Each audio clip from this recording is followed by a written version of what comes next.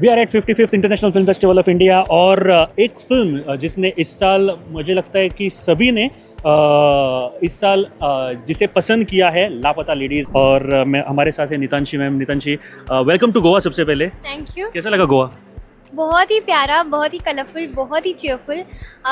Although मैं यहाँ पे सिर्फ 2 दिन के लिए आ पाई, but I had my best time here. So this is first time in Goa? Yes.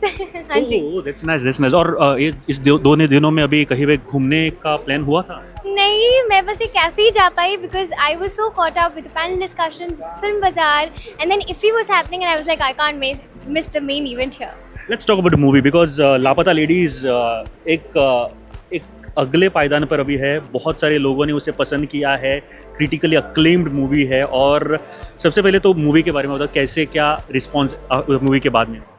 मैं बस कह सकती हूँ कि थैंक यू सो मच। मैं इतनी ज़्यादा ग्रेटफुल हूँ।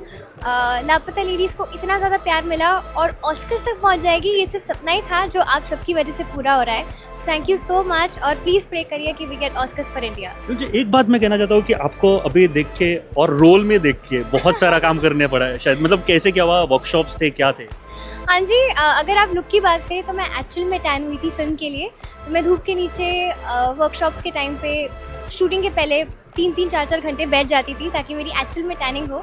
सो ये और वो थोड़ी अलग है, बट फूल मेरे दिल के बहुत करीब है। अच्छा, टैनिंग का तो बता लिया, लेकिन उसके बाद में वापस से लुक में आने के लिए प्रॉपर क्या किया? हमें भी, हमारे ऑडियंस के लिए भी जानना पसंद करेंगे, क्या किया? घर के नुस्खे और नानी की help. That's the 2 things that work.